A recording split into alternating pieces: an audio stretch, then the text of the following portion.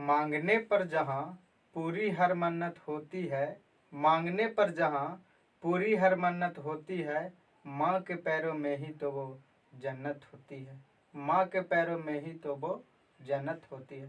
Hello दोस्तों, मैं Neeraj Kumar, study Bharat में आपका स्वागत है। चलिए आज बहुपद का पार्ट 2 पढ़ते हैं। इसमें हमें पढ़ना है कि किसी बहुपद के शून्यांक और संबंध के बारे में, यानी शून्यांक क्या है इसके और इसका क्या संबंध है, उसके बारे में आज हम पढ़ते हैं। चलिए, हम दो डिफिनेशन टाइप के लिए हैं, इससे हम समझेंगे सोल्व करके कि क्या संबंध आता है शून्यांक के, शून्यांक कैसे निकालते हैं। चलिए पहले शून्यांक निकालते हैं। ये बहुपद है, एक बहुपद और ये दो बहुपद। पहले हम पहला बहुपद को सोल्व करते हैं। चलिए, सोल्व करने के लिए यहाँ पर जो बीच का भाग रहता है 7x, 7x को ऐसे दो भागों में चाहे जोड़िए या तोड़िए, जोड़िए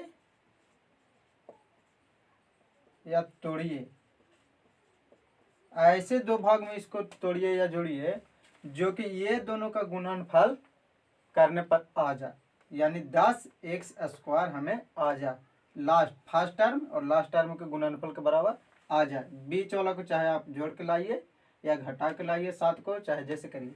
चलिए यहाँ पर देखते हैं 7 को हम कैसे दो भागों में करेंगे। तो 7 को हम कर सकते हैं 4 + 3, 4 3 7 हो जाता है। लेकिन 4 में हम 3 से अगर गुना करेंगे, 4 में अगर हम 3 से गुना करेंगे तो 10x² हमें नहीं मिल रहा। कितना? 10x लाना है हमको। कितना लाना है? 10x² लाना है। तो 4 में 3 से गुना करेंगे तो नहीं आएगा, हालांकि जोड़ने पर आ जा रहा है 7, लेकिन गुना करने पर नहीं आ रहा है।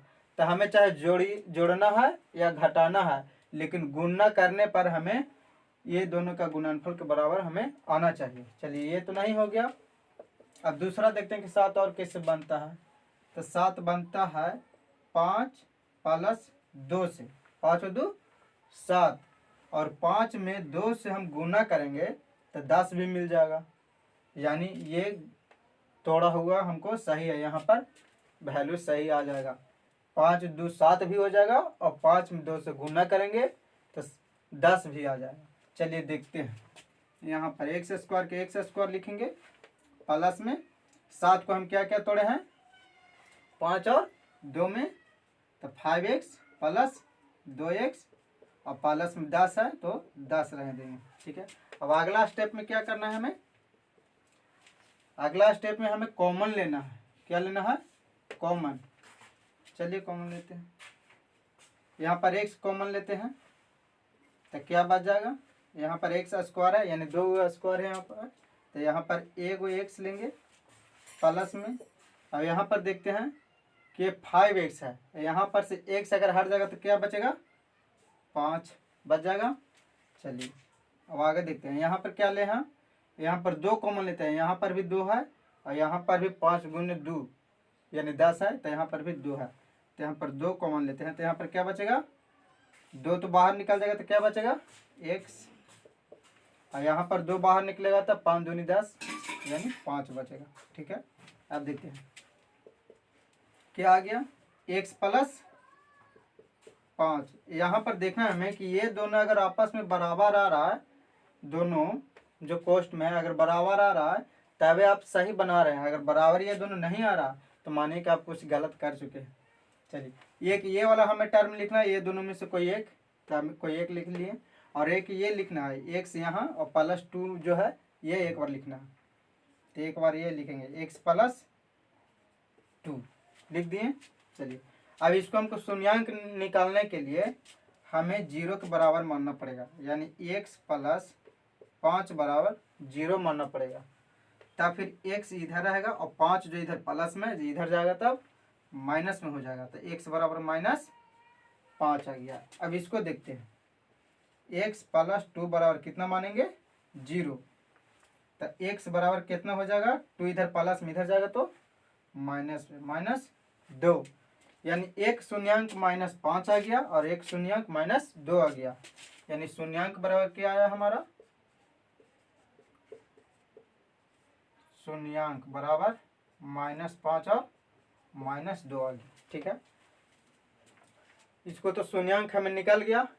अब इसका शून्यांक निकालते हैं।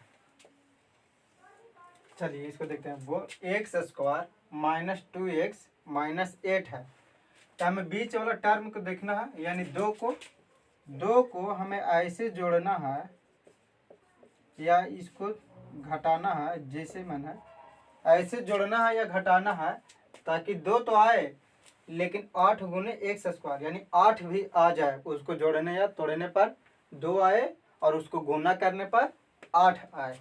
चलिए, तो यहाँ पर 2 है तो 2 से हम बड़ा मानते हैं, इस चलते 2 है और 8 लाना है, तो बड़ा में से हम छोटा घटाएंगे तभी आ सकता है। तो बड़ा हम मानते हैं -4। कितना मानते हैं? -4 मानते हैं।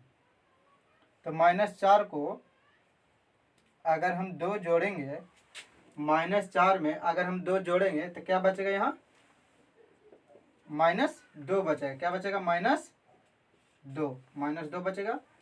और 4 में 2 से गुना भी करेंगे तो 8 आ जाएगा, 8x² आ जाएगा।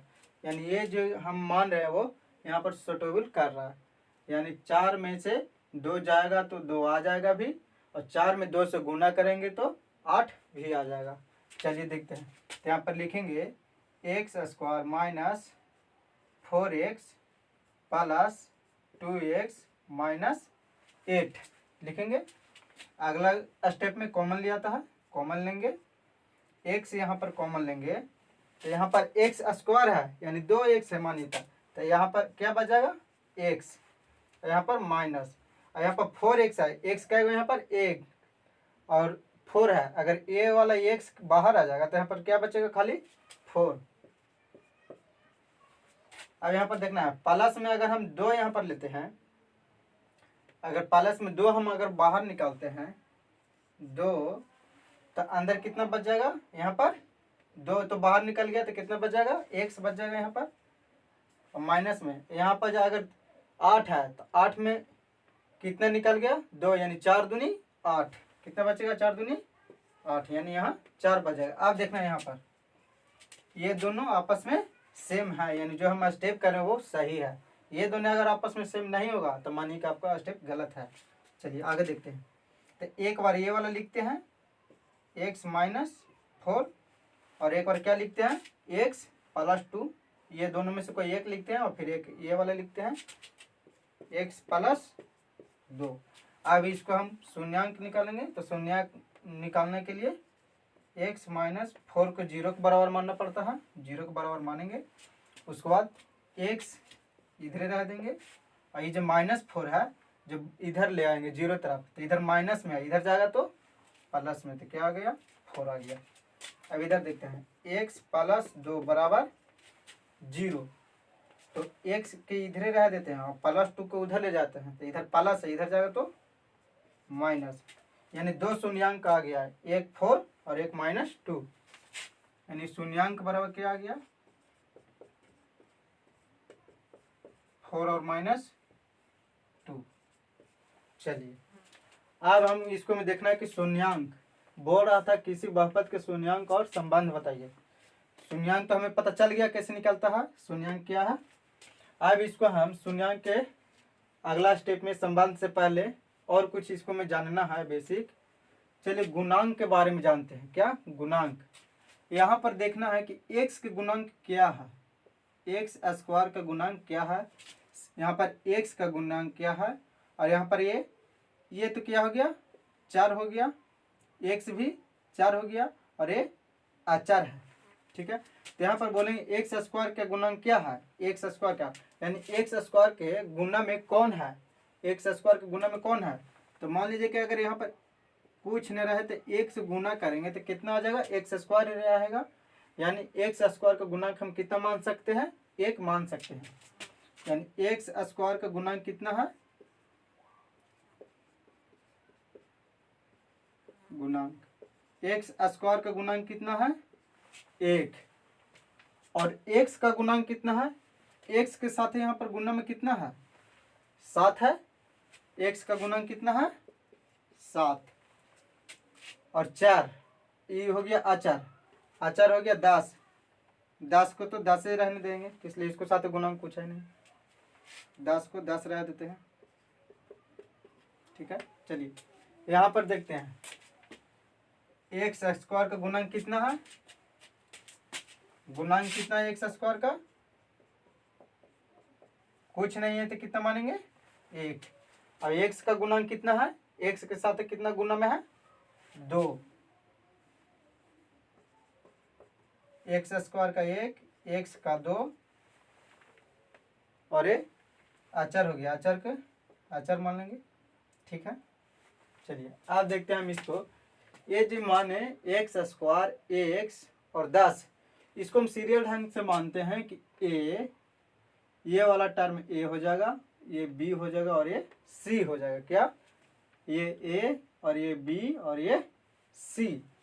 चलिए देखते हैं, यानी यहाँ पर हमको एगो निकला एक्स एक्स स्क्वायर प्लस, इसको क्या मानेंगे बी, तो बी के साथ कितना है x, b x plus constant है तो इसको सी मानेंगे। चलिए आगे देखते हैं, चलिए देखते हैं द्विघात बहुपद में a x square plus b x plus c, ये तो देख लिए थे, पिछला में प्रूफ किए थे वहाँ पर साइड में, वही यहाँ पर देखना है कि इसको में द्विघात बहुपद में एक्स स्क्वायर का गुणांक क्या है, एक्स का गुणांक क्या है और अचर पद क्या है। ठीक है, तो बताइए यहाँ पर कि एक्स स्क्वायर का गुणांक क्या है, यानी एक्स का गुना में कौन है ए है, एक्स स्क्वायर का गुणांक क्या है यहाँ पर ए, एक्स का गुणांक क्या है यहाँ पर, एक्स का गुणांक बी और सी आचार पद क्या है सी।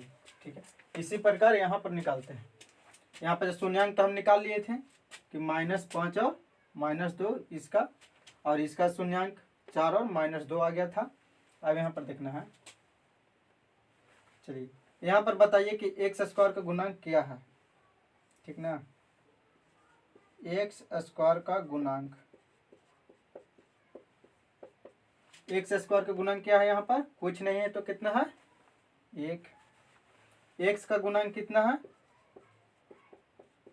एक्स का गुणांक 7 और आचार पद का 10। ठीक, अब इसको देखते हैं, एक्स स्क्वायर के यहाँ पर क्या है गुणांक, एक्स स्क्वायर का गुणांक 1, एक्स का गुणांक कितना है यहाँ पर, एक्स का गुणांक, एक्स का गुणांक 2 है, यहाँ पर 2 है एक्स का गुणांक, और आचार पद कितना है, आचार पद -8। यहाँ पर देखिए थोड़ा सा गलती हो गया, एक्स का गुणांक लिखें और एक्स स्क्वायर का लिखें और एक्स का यहाँ पर 2 लिखें, लेकिन नहीं, हमें चिन्ह के साथ लिखना, यानी एक्स का यहाँ पर गुणांक कितना हो जाएगा -2 हो जाएगा। ठीक है, इसमें भी देखिए, इसमें तो सब प्लस में था, इस चलते प्लस हो गया, लेकिन इसमें माइनस में था तो यहाँ पर -8 होगा, यहाँ पर -2। चलिए अब देखते हैं मिला के, एक फॉर्मूला इसमें पढ़ना है क्या,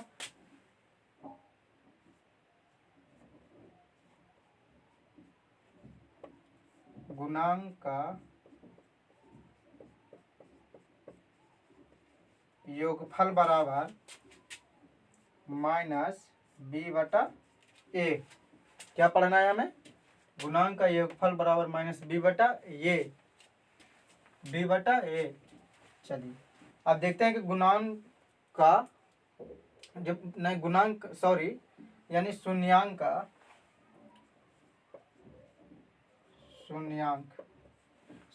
का योगफल बराबर -b/a। अब देखते हैं शून्यांक का योगफल, शून्यांक क्या क्या है इसमें, शून्यांक क्या है -2 और -5, -5 को जोड़ेंगे -2 के साथ और बराबर में -b/a। ठीक है, -b/a, यानी b बराबर क्या आया है हमको, x का गुणांक, तो x का गुणांक क्या है यहाँ पर 7, माइनस में 7 लेना है, और a ए बराबर एक्स स्क्वायर का गुणांक, एक्स स्क्वायर का गुणांक क्या है 1, यानी ए दोनों बराबर आना चाहिए। देखते हैं -5 प्लस और माइनस माइनस कितना हो जाएगा 2 बराबर -7। इधर एक ना भी नीचे में लिखे कोई दिक्कत नहीं। माइनस माइनस कितना हो जाएगा प्लस, प्लस कितना हो जाएगा 7। इस चलते कि जो बड़ा चिन्ह रहता है वो लिखा था। इतना बराबर -7, इन दोनों आपस में बराबर आ गए। यही हमको बोल रहा था कि बहुपद के शून्यांक और संबंध बताइए, तो शून्यांक और संबंध दोनों आपस में आ गया। शून्यांक बराबर संबंध आ गया, हमको शून्यांक और संबंध क्या है समझ में आ गया ना। -2 -5 जोड़ेंगे तो ये आ जाएगा, ये भी इधर है, ये -7 आ गया, यानी शून्यांक का योगफल बराबर -b/a। ये सही है। डायरेक्ट हम यहाँ से निकाल देंगे कि शून्यांक का योगफल पूछेगा तो डायरेक्ट यहाँ पर देखेंगे कि शून्यांक का योगफल बराबर क्या होता है -b/a। तो इसको -b किसको बोलते हैं, ये वाला को बोलते हैं, तो b तो इसको माइनस में लिखेंगे 7 को, और ये बटा में, यहाँ पर कुछ नहीं है तो क्या लिखेंगे 1 -b/a आ जाएगा। ठीक है, चलिए ये तो शून्यांक का योगफल हो गया। आप देखते हैं शून्यांक का गुणनफल। शून्यांक का गुणनफल बराबर फॉर्मूला होता है, शून्यांक का गुणनफल बराबर c/a। क्या होता है c/a। चलिए देखते हैं शून्यांक का गुणनफल, शून्यांक का गुणनफल। ठीक है, तो शून्यांक क्या क्या है यहाँ पर -2 और -5 है, -2 गुने -5 है, बराबर में c/a लेना है, यानी अचर पद, c को अचर पद बोलते हैं और a फर्स्ट वाला टर्म को बोलते हैं। तो एक्स स्क्वायर का गुणक कितना है यहाँ पर, ये बराबर कितना है 1 और अचर पद बराबर 10, यानी 10/1। चलिए देखते हैं, माइनस और माइनस में गुना करेंगे तो प्लस, और 5 में 2 से गुना करेंगे तो 10, यानी प्लस में 10 आ गया। और इधर 10 के नीचे 1 है, 10 के नीचे 1 ना भी लिखेगा तो कोई दिक्कत ना है, यानी यहाँ पर भी ये दोनों आपस में बराबर आ गया। यानी हम कह सकते हैं कि शून्यांक का गुणनफल बराबर c/a सत्य है, यानी संबंध सही है। यानी डायरेक्ट अगर पूछेगा हमसे कि बताइए कि शून्यांक का गुणनफल बराबर क्या होगा, तो c/ क्या करेंगे हम a कर देंगे, c/a। तो यहाँ पर निकालते हैं शून्यांक का गुणनफल।